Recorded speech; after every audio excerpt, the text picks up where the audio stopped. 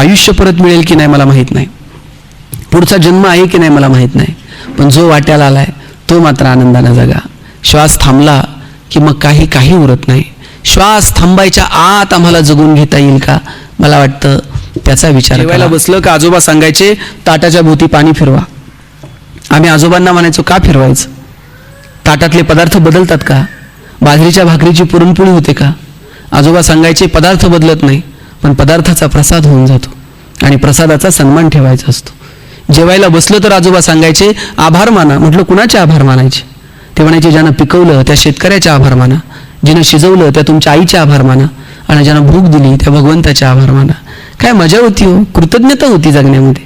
सकाळी उठल्याबरोबर आजोबा सांगायचे हात जोडा आणि देवाला थँक्यू म्हणा. म्हटलं का, ते म्हणले अरे डोळे उघडायला येतो कोण, कित्येक जण रात्री डोळे झाकतात, सकाळी कित्येकांचे डोळे उघडत पण नाहीत.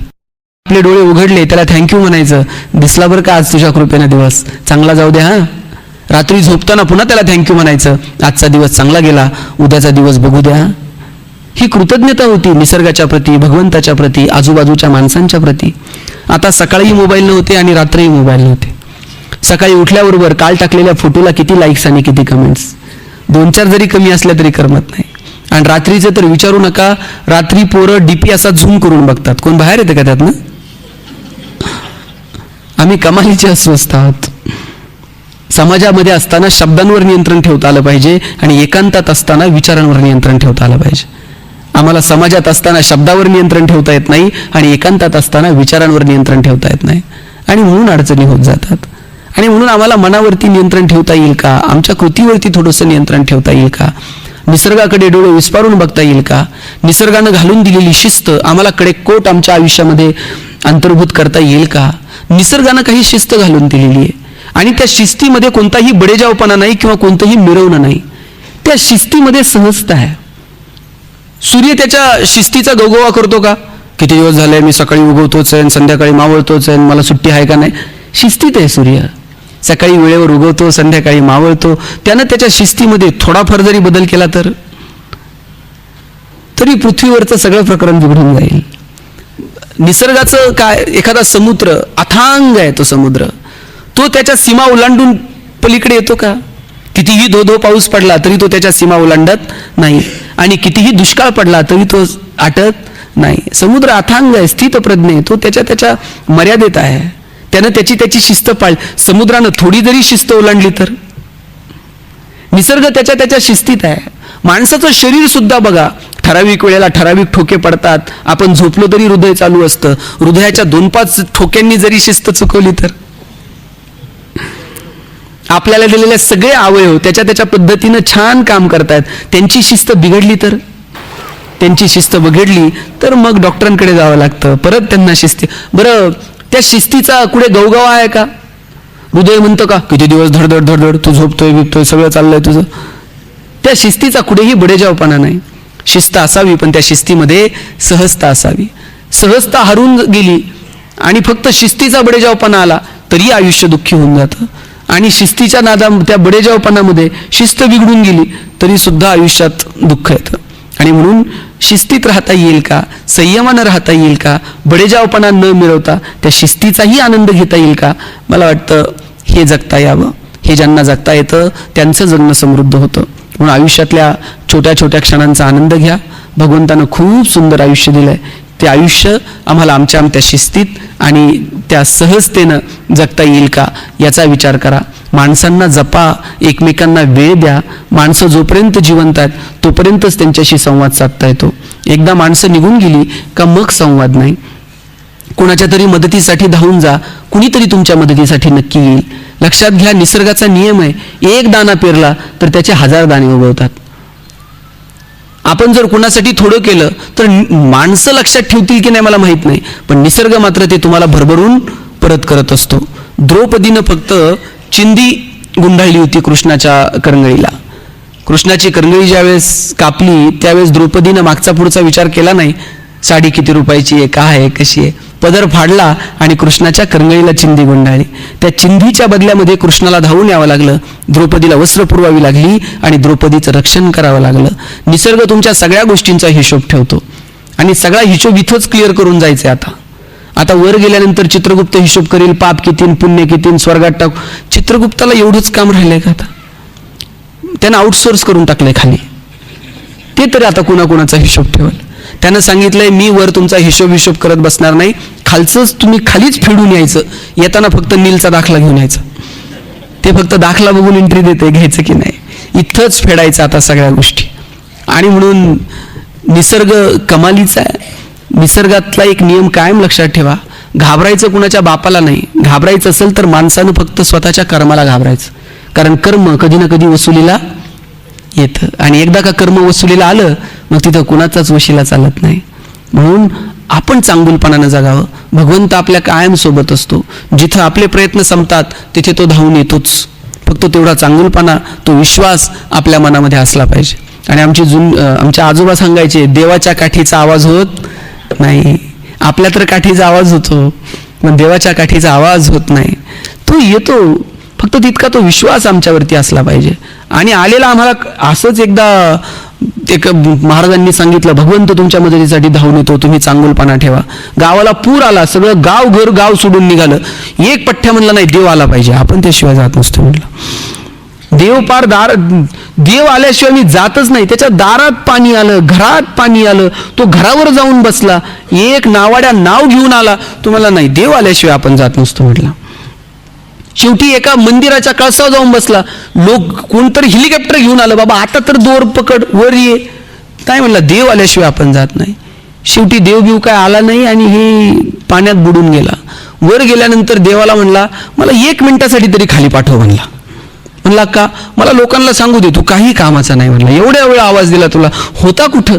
देवानं सांगितलं, बाबा दारात होता तेव्हा आलेलाही मीच होतो, घरावर चढला तेव्हाही मी चालतो, आणि वर हेलिकॉप्टर घेऊन आलो तरी तुला कळलं नाही, तर आता मी तरी काय करणार आहे. भगवंत येतो, फक्त आपल्याला तो समजला पाहिजे. माणसाच्या रूपात, कुणाच्या रूपामध्ये तो येतो आणि आपल्याला मदत करून निघून जातो. मला वाटतं तो चांगुलपणा फक्त मित्रांनो आपल्यामध्ये असला पाहिजे. द्रौपदीचा विश्वास होता कृष्णावरती, आणि म्हणून कृष्ण वेळोवेळी द्रौपदीच्या रक्षणासाठी धावून आला.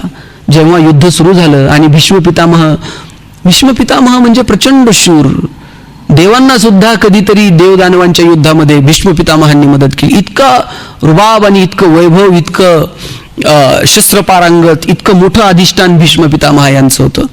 आणि मग आतापर्यंत युद्ध सुरू झालं आणि युद्धामध्ये पांडवच सरस भरत होते.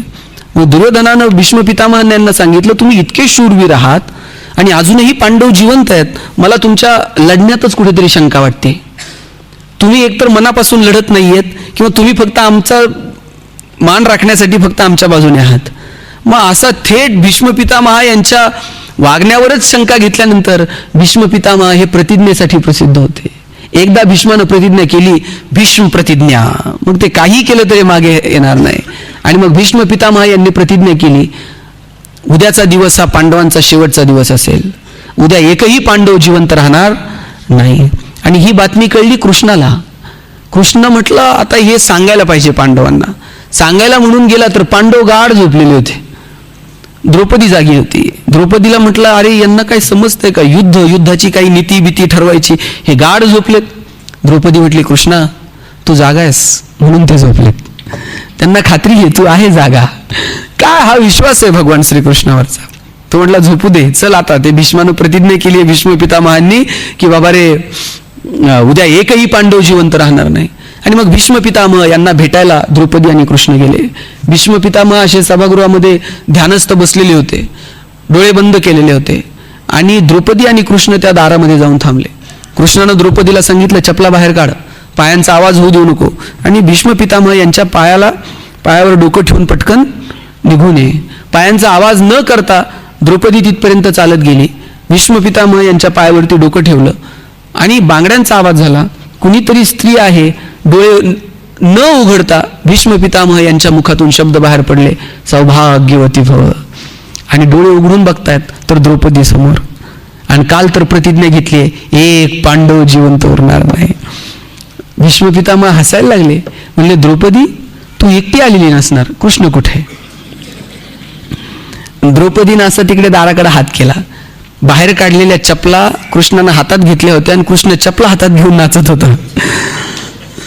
भीष्म पितामह म्हटले द्रौपदीला, तुझ्या चपला हातात घेऊन जर कृष्ण नाचू शकतो तर तुझ्या आयुष्यात कोणतंही संकट आणि दुःख येऊ शकणार नाही. काय हो, असा कृष्ण सखा सोबती आपल्या आयुष्यात असला पाहिजे आणि त्याच्यासाठी कर्म चांगलं असलं पाहिजे. त्याच्यासाठी आपण एक चांगुलपणा आपला जपला पाहिजे.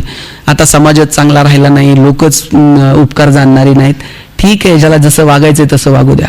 आपण आपल्या शिस्तीत, आपण आपल्या धुंदीत, आपण आपल्या मस्तीत जगायचं.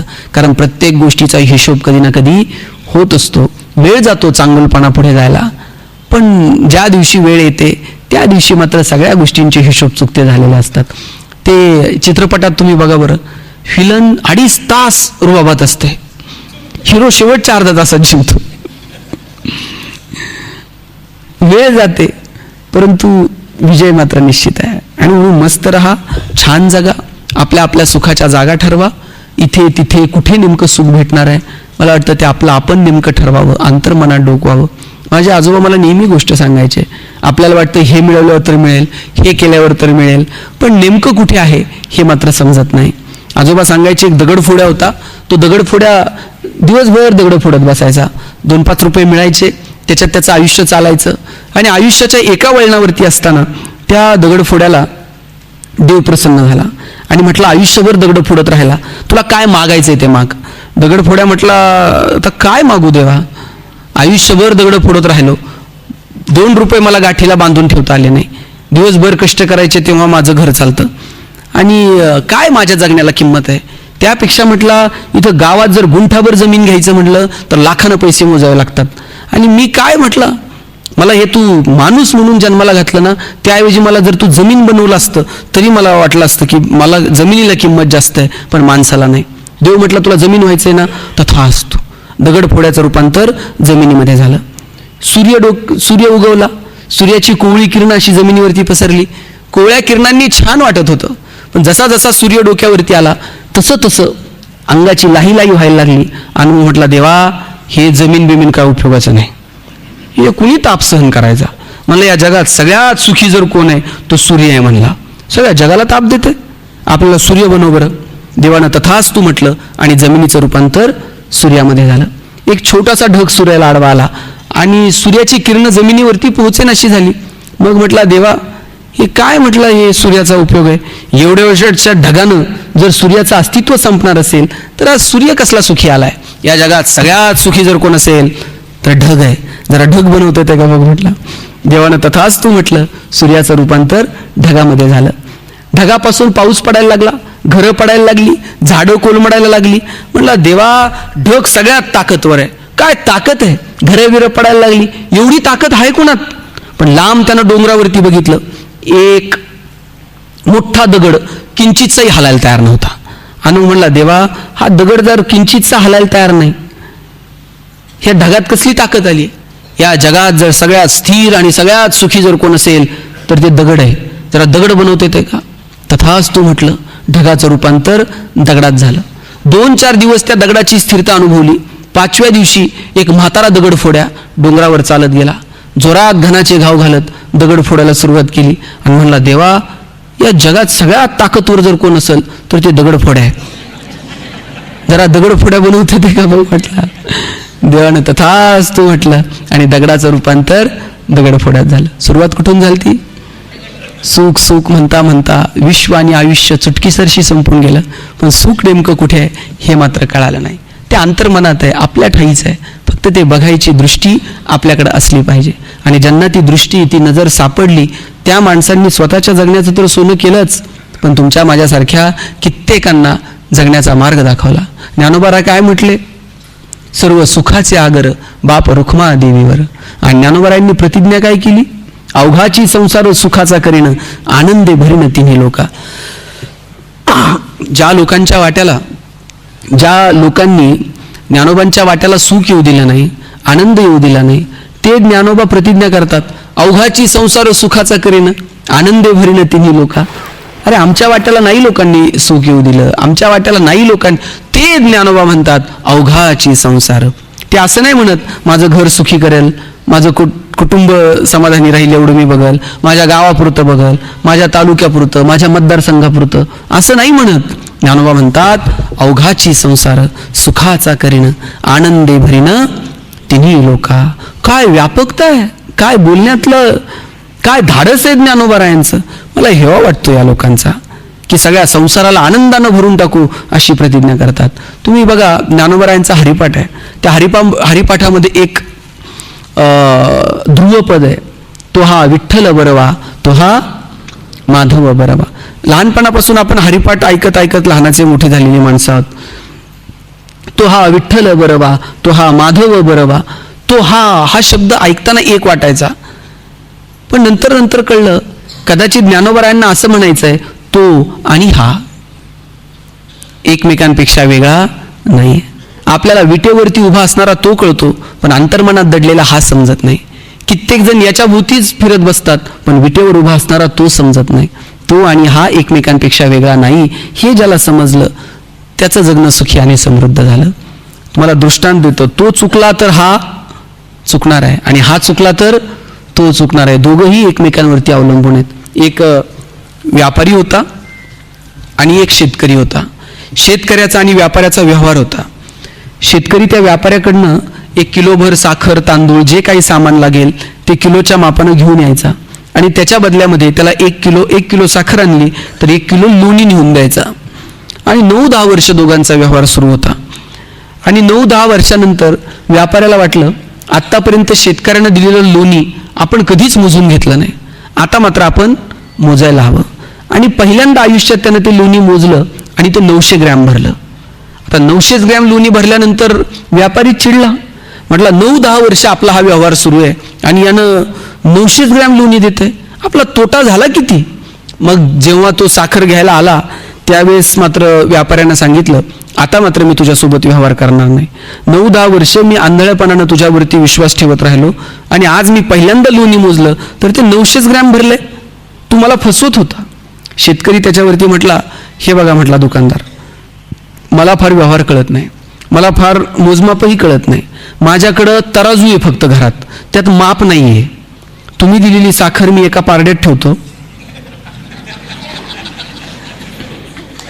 तो हा विठ्ठल बरवा, तो हा माधव बरवा.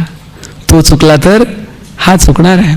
जेव्हा कधी दुःख वाट्याला येईल त्यावेळेस समजायचं तो कुठेतरी चुकलेला आहे. आपलं आपण आत्मपरीक्षण करायचं आणि पुढे चालत राहायचं. म्हणून आयुष्यातल्या छोट्या छोट्या क्षणांचा आनंद घ्या. जास्त वेळ आपला घेत नाही. जाताना फक्त उद्या परत या ऐकायला. जाताना फक्त इतकंच सांगतो, आयुष्य परत मिळेल की नाही मला माहीत नाही, पुढचा जन्म आहे की नाही मला माहीत नाही, पण जो वाट्याला आलाय तो मात्र आनंदाने जगा. श्वास थांबला की मग काही उरत नाही. श्वास थांबायच्या आत आम्हाला जगून घेता येईल का, मला वाटतं त्याचा विचार करा. आपल्याला हसता येतं हसा, गाता येतं गा, छोट्या छोट्या गोष्टींमध्ये रमून जा, चांगले चित्रपट बघा, चांगली गाणी ऐका, चांगली व्याख्यानांना जा, चांगल्या माणसांना भेटा, चांगली पुस्तकं वाचा, एकमेकांसोबत संवाद साधत राहा. माणसं जोपर्यंत आहेत तोपर्यंत त्यांच्या हातात हात द्या, तोपर्यंत त्यांच्यासोबत स्पर्श ठेवा. माणसं निघून गेली का मग सापडत नाहीत. आपण माणसं निघून गेली का मग त्यांचं कौतुक करतो, मग त्यांचे गोडवे गातो. आपण गायलेले गोडवे त्यांच्या कानापर्यंत पोहोचत नाहीत. जोपर्यंत माणसं जिवंत आहेत तोपर्यंतच सगळं आहे. ज्या दिवशी दुसऱ्या गावात गेलेला माणूस भेटल, दुसऱ्या तालुक्यात गेलेला माणूस भेटल, पण माणसं एकदा ढगात निघून गेली का मग मात्र ती सापडत नाहीत. ज्यांच्याकडे माणसं आहेत त्यांना जपा, नात्यागोत्यांमधला आनंद घ्या, एकमेकांच्या सुखदुःखामध्ये मनापासून सहभागी व्हा, आणि अहंकाराच्या पलीकडे थोडंसं जा. जसं ज्ञानोबा माऊली म्हटले की सांडी तो अवगुणू, आपल्यामध्ये असणारा अवगुण एक अहंकार असा अवगुण आहे की जो आपल्याला शाश्वत सुखापर्यंत जाऊ देत नाही. मला वाटतं तो अहंकार बाजूला ठेवला की मन मग स्थिर होतं. मन स्थिर न होण्याचं कारण जर कोणतं असेल तर आमच्या ठाई असणारा अहंकार आहे. आणि म्हणून मन स्थिर करण्यासाठी प्रयत्न करा. अहंकाराला थोडंसं संन्यासत्वाची व्याख्या करायची वेळ आली तर ज्ञानोबा म्हटले, आणि मी माझी ऐसी आठवण विसरले जायचे अंतःकरण, पार्था तो संन्यासी जाण निरंतर. संन्यासत्वाची व्याख्या करताना ज्ञानोबा असं नाही म्हटले ज्यानं भगवा वेश परिधान केलाय तो संन्यासी, ज्यानं संसार केला नाही तो संन्यासी, जो भौतिक गोष्टींच्या पलीकडे गेला तो संन्यासी. संन्यासत्वाची व्याख्या करताना ज्ञानोबा म्हटले, जो स्वतःतला मीपणा विसरला तो संन्यासी. अहंकार सोडता आला, मीपणा बाजूला ठेवता आला का मग छोट्या छोट्या गोष्टींचा आनंद घेता येतो. तुम्हाला एक दृष्टांत सांगतो. एक धोबी असा, एक भगवा वेश परिधान केलेला, ज्याला आपण वरवर संन्यासी म्हणतो, ज्यानं लग्न वगैरे केलेलं नाही, असा एक संन्यासी रस्त्यानं चाललेला होता. त्याला एक सोन्याची अंगठी सापडली. त्यानं ती पटकन उचलली, पण त्याच्या मनात आला आपण संन्यासी आहोत, ह्या भौतिक गोष्टींचं आकर्षण आपल्याला असू नये, आपण ही तिथेच ठेवावी. पण दुसरं मन त्याला सांगत होतं की नाही, आपण 5 मिनिट इथे थांबू, आल्या गेलेल्यांना विचारू तुमची आहे का, तुमची आहे का, आणि 2-4 लोक नाही म्हणली आणि मग ठेवायला काय हरकत आहे. तिथून एक धोबी चाललेला होता, पांढरा वेश परिधान केलेला, कपड्याचं गाठोडं असं डोक्यावरती घेतलेलं. पहिल्यांदाच तो धोबी तिथून निघालेला आणि पहिलाच माणूस त्याला धोबी भेटला. संन्यासाने त्याला घाबरत घाबरत विचारलं, का हो, ही सोन्याची अंगठी तुमची आहे का? धोबी म्हणला नाही आणि पुढे निघून गेला. याला बरं वाटलं, एक जण तर नाही म्हणले, आता फक्त 2 जणांना विचारायचं म्हणला. धोबी 4 पावलं पुढे गेला आणि त्यानं परत मागं वळून बघितलं आणि त्या संन्यासाला म्हटला, का हो महाराज, ही अंगठी तुम्हाला त्या पलीकडच्या दगडाजवळ सापडली? तुला हो, तिथंच सापडली. तुला कसं माहीत? नाही म्हटलं, मी रोज ह्याच रस्त्यानं जातो, कालच दिसली होती, माझी नाही म्हणून मी घेतली नाही, इतकंच. खरा संन्यासी कोण? वरवरच्या अंगानं आमचं वागणं नाही ठरत, आपण अंतर्मनातून त्या गोष्टींपासून लांब गेलेलो आहोत का? मला वाटतं ही गोष्ट महत्त्वाची असते. म्हणून छोट्या छोट्या गोष्टींचा आनंद घ्या, अहंकार बाजूला ठेवा आणि सामान्यपणे श्वास थांबायच्या आत जेवढं जगता येईल तेवढं जगून घ्या. जाताना इतकंच सांगतो, आयुष्याच्या कोणत्याही क्षणाला रिटेक नाही, आयुष्याच्या कोणत्याही क्षणाला वन्स मोर नाही. तुम्हाला वाटलं माझं भाषण पुढे ढकलावं, ढकलता येणार नाही. घरी गेल्यानंतर वाटलं परत ऐकावं, परत ऐकता येणार नाही. आयुष्याचा कोणताही क्षण पुढे ढकलता येत नाही आणि आयुष्याचा कोणताही क्षण रिव्हर्स करून बघता येत नाही.